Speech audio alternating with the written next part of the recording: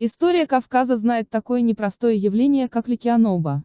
Этим до сих пор болезненным для них словом грузины называют постоянные набеги, которые с 16 по самую середину XIX века устраивали на картвельские земли джигиты из горного Аваристана.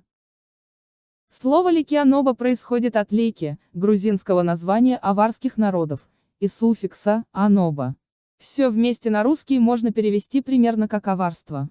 Стоит отметить, что воинственные авары в средние века ходили походами не только на Грузию, их дружины доходили кавалерийскими походами до армянской области Лори, брали штурмом даже Шамаху и город Ардебиль в Иране. Акушинское общество, например, и вовсе специализировались на рейдах в земли, где сейчас расположен современный Азербайджан. Нападения авар на Грузию начались еще в XVI веке, вскоре после распада Грузии на три царства и втягивания ее обломков в жестокую оборонительную войну против Персии и Османской империи. Христианская Грузия на тот момент чрезвычайно ослабла, и аварские многочисленные вольные общества стали рассматривать ее богатство как свою законную добычу. В набегах участвовали и другие народы, но основными разорителями земель грузинских были все же авары. Интересно, что ликианоба для аварских мужчин той поры была чем-то вроде хобби и возможности показать свою удаль. Аварские поэты, например, в стихах воспевали доблесть своих джигитов, ходивших на Грузию, и даже красоту уведенных в плен прекрасных грузинских девушек. А аварские же девушки, потерявшие нареченных, погибших в Грузии, прощали им разлуку, гордились тем, что их суженый пал, как и подобает истинному горцу. Надо сказать, что, например, персы поддерживали ликианобу как средство еще большего ослабления православной Грузии. В современном северном Азербайджане находится аварское селение Джар, бывшая своего рода столицей ликианоба, откуда шли главные рейды в Грузию и куда привозили добычу после походов на Картле и Кахете. Рейдеры буквально терзали расколотую на фрагменты христианскую Грузию, уводя заложников, забирая женщин в жены, грабя большие и малые селения. А оставшиеся грузины вынуждены были платить аварам немалую дань. Хотя обычно набеги горцев носили немасштабный характер и не ставили целью завоевания грузинских земель, эти грабительские атаки носили довольно беспокоящий характер. Иногда, впрочем, нашествия носили и крупный характер. Иногда аварские нуциалы, бывало, увлекали в походы на Грузию тысячи своих людей. Наибольший удар во время ликианоба принимали восточные грузинские царства, Кахете и Картле. Грузины не могли выстроить надежные системы защиты от горцев, так как больше вели постоянные войны между собой. А аварских воинов грузинские князья часто нанимали еще и в свои боевые дружины, используя в схватках против земляков-соперников.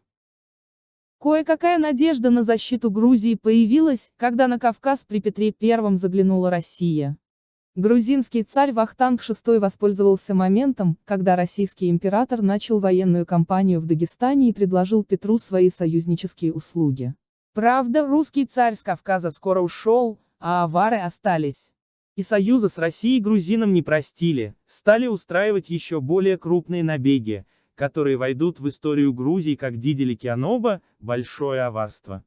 В 1744 году восточногрузинские царства Картле и Кахете наконец объединились в одно государство.